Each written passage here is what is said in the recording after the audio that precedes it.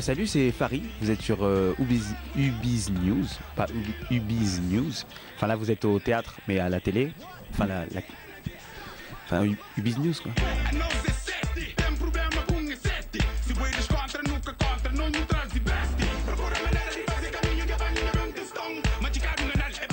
Et je suis humoriste. Enfin, j'essaie de faire rire les gens avec des sujets un petit peu intéressants. Ça ma vie de tous les jours.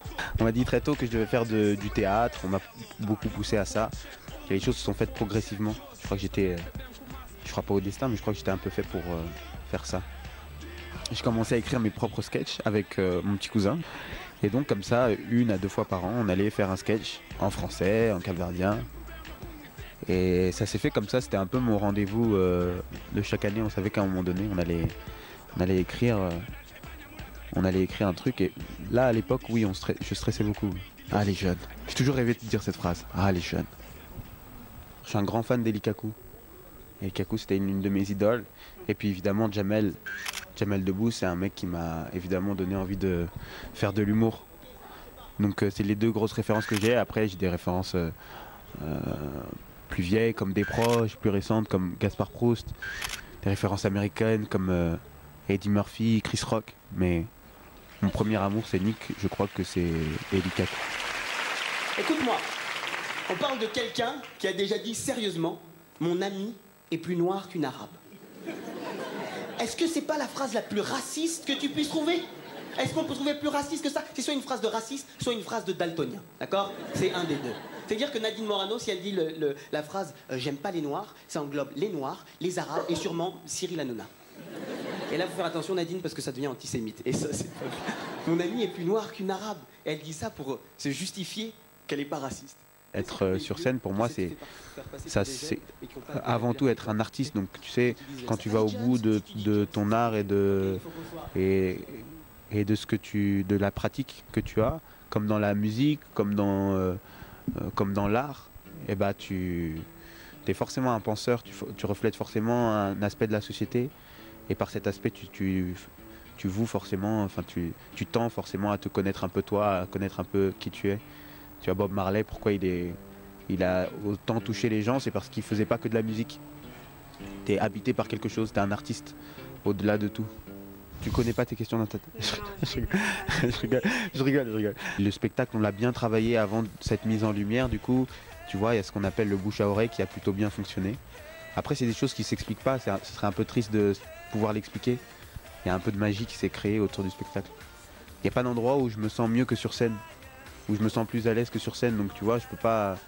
J'attends que ça en fait quand il y a la première partie. J'ai hâte que.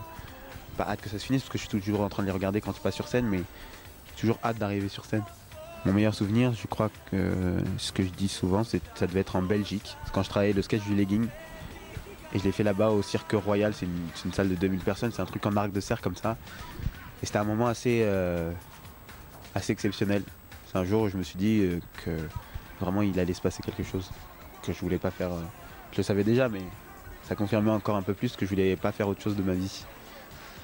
Et le pire, c'était en Algérie. C'était à Oran. C'était avec la tournée du Jamel Comedy Club. Et je crois que les gens n'étaient pas prêts encore à ça. Et moi, je me considère, ou en tout cas, j'essaie de tendre vers quelque chose de différent, vers quelque chose d'original, de peut-être nouveau. Et donc, c'est dire que peut-être la nouvelle tendance, c'est d'être différent.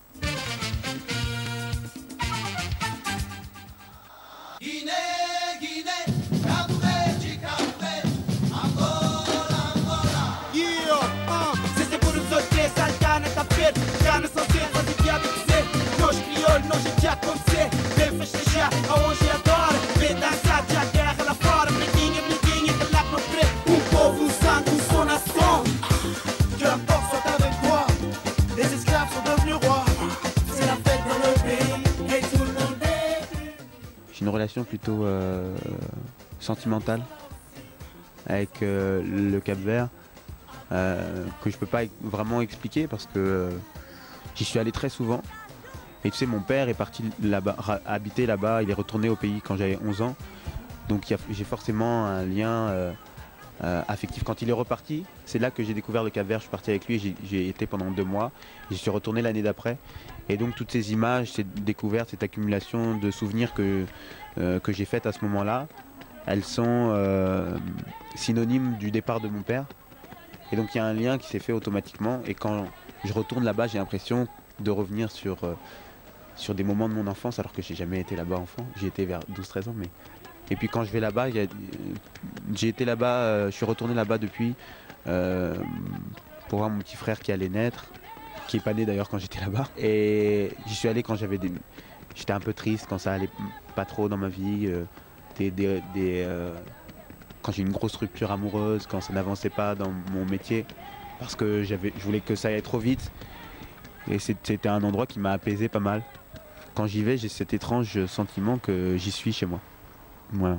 Tu sais, je suis très très loin dans la société de consommation, comme tous. Je pense qu'on est tous loin dans la société de consommation. Moi, j'essaie de me battre contre ça. Ok, j'essaie de me battre contre ça. Par exemple, cette année, je me suis dit, je vais pas acheter l'iPhone 6. Ok, ouais, je suis engagé. Et tout le monde autour de moi est en train de l'acheter. J'ai dit non, je vais pas acheter l'iPhone 6. Tu sais, en plus, cela raconte les gens qui ont l'iPhone 6. Hein, ils toisent ceux qui l'ont pas. Ah, t'as l'iPhone 5. Non, excuse-moi, j'ai pas vu que t'étais dans le passé. Excuse-moi, j'ai pas vu. Je me pose une question. Est-ce qu'avec l'iPhone 5, on peut appeler l'iPhone 6 ou pas? Est-ce que ça marche? Ils ont réussi à nous mettre dans le crâne, Apple, que 800 € pour un téléphone, c'est normal. Et à 800 €, c'est possible que le téléphone, il bug. Et quand tu l'emmènes chez Apple, c'est possible que le vendeur il te dise « Vous avez essayé de l'éteindre et de le rallumer ?» Je l'ai acheté 800 €. C'est pas une Game Boy, d'accord? En fait, moi j'ai du mal avec le fait de se voir, de se montrer soi-même, de scénariser ou de mettre en scène sa propre vie. Je trouve qu'il y a un truc un peu malsain là-dedans. C'est cette envie constante de vouloir être sur le devant de la scène, où on veut construire soi-même sa mini notoriété auprès des gens. Il y a un aspect très égocentrique de ce genre de plateforme. Tu vois, que ce soit Facebook, Instagram, Snapchat, que j'exècre. C'est plus des photos souvenirs pour soi-même, pour se rappeler de le bon moment que j'ai passé. C'est des photos pour montrer aux gens, tiens, regarde ma vie. Et peut-être elle est mieux que la tienne. Tu vois? Et ça me plaît pas forcément. Après, je suis très voyeur.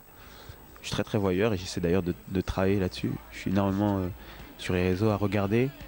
Mais non, c'est un truc en lequel je suis pas en phase avec ma génération. Ouais. Mais on sait s'en servir. Ça c'est une question classique de fin d'interview. Oh là là. Primer message et obrigado. Porque là, qu'on começa, grâce à Genetio. Sinon, t'aurais pu mettre des sous-titres. Hein. Je rigole. Oh là là. Déjà, t'as trop de questions.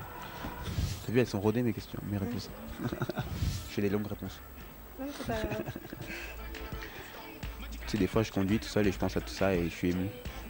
C'est le problème de vivre ses rêves. Tu les rêves longtemps à l'avance. Tu penses longtemps après, mais quand ça arrive, ça va trop vite. Ça allait très vite. J'en suis profondément fier, ça m'émeut. Ce que ça me fait.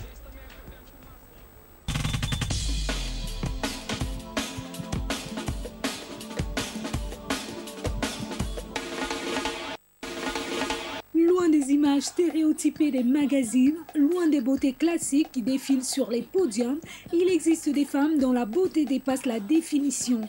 Elles sont différentes et ont fait de cela une force. Le JT du showbiz vous dresse le portrait de 3 femmes dont le destin ne les préparait pas à devenir des stars internationales. Chantal Huni, une beauté coccinelle au top de la mode. The beat to me like sap through a tree. It's in me. The rap happens to set me free. Instantly when the mic touch this MC. Without the mic, this MC feel empty. À 21 ans, Chantal Huni, qui mesure 1m75, est devenue l'une des vedettes des réseaux sociaux en apprivoisant ses taches de vitiligo. Ce jeune mannequin d'origine canadienne compte plus d'1 million d'abonnés sur les réseaux sociaux. Son joli visage maculé d'une vingtaine de taches blanches sur sa peau noire ne l'ont pas empêché de signer un contrat avec un empire de prêt-à-porter.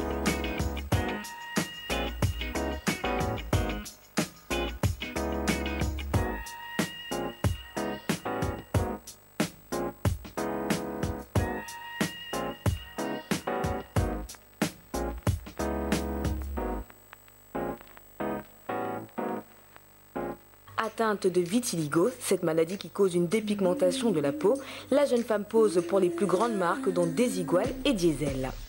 Chantel se choisit une bonne fée, l'ex-top californienne Tyra Banks, devenue animatrice télé, qu'elle l'apostrophe sur Internet. L'année de ses 19 ans, la jeune fille reçoit le coup de téléphone qui va changer sa vie. Les producteurs de l'émission American Next Top Model veulent la rencontrer. Yeah, be cool, just move with the groove. No funk in here, the beat way too smooth. Let's just do what we came to do, just vibe with it, vibe with it, vibe with it. Be cool, just move with the groove. Let's go. Funk in here. La présentatrice de ce show très regardé n'est autre que Tyra Banks qui déclare « Quand je vois quelqu'un comme Chantel, je me dis « C'est beau, c'est unique, le monde a besoin de voir ça ». Depuis, la jeune femme construit sa carrière sur le virtuel. Présente au quotidien sur Instagram, Facebook et Twitter, Chantel est désormais une virtuose du digital, un génie du selfie, une pro de la communication numérique qui marche sur les traces d'une légende victime du vitiligo, un certain Michael Jackson.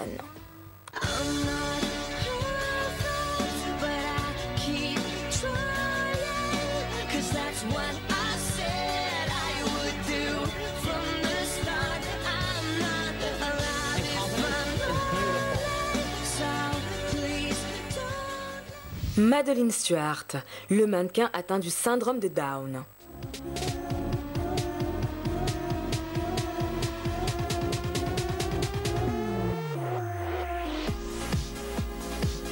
Son histoire pourrait s'apparenter à un authentique conte de fées. Atteinte de trisomie 21, la jeune Australienne Madeleine Stuart défile sur les podiums de la mode internationale les plus prestigieux dans la fameuse Fashion Week de New York.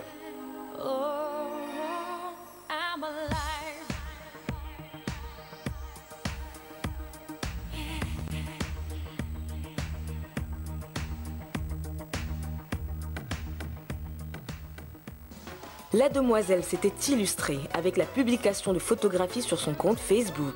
Son ambition, changer la vision de la société sur les personnes souffrant de cet handicap. Selon Madeleine, une plus grande visibilité des personnes handicapées favorise la sensibilisation à leur cause, leur acceptation et leur insertion.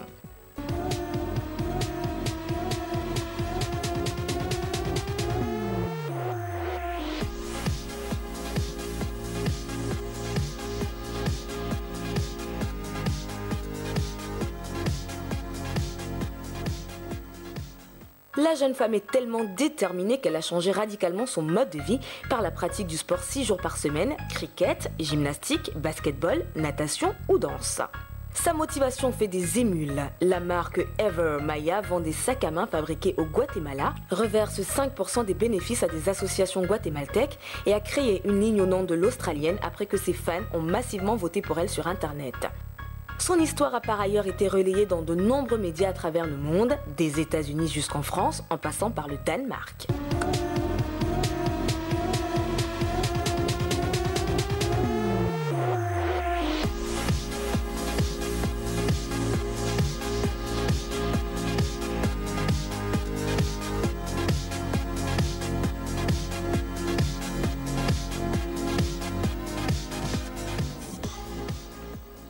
Kenya Cesar, une égérie de lingerie née sans jambes.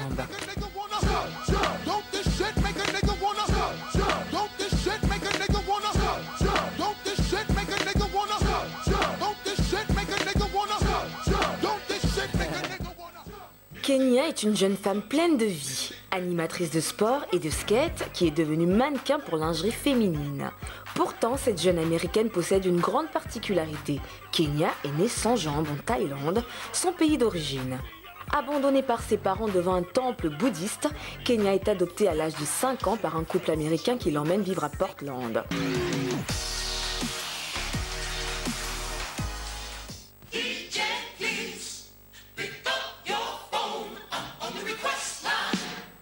Toute son enfance et son adolescence, Kenya s'est battue pour ne pas se laisser abattre. La jeune femme refuse par exemple de passer sa vie en fauteuil roulant et se déplace exclusivement en skate ou sur les mains. Une attitude combative et positive qui lui a valu dernièrement de se faire remarquer par l'industrie de la mode.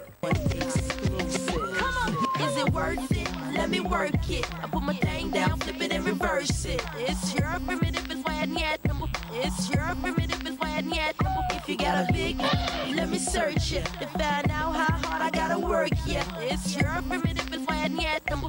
Selon le Daily Mail, qui est parti à la rencontre de Kenya à Los Angeles, où elle vit désormais, la jeune femme gagne approximativement $1000 par jour en posant pour des marques de sportwear aussi prestigieux que le Billabong, Nike ou Rip Curl Girl.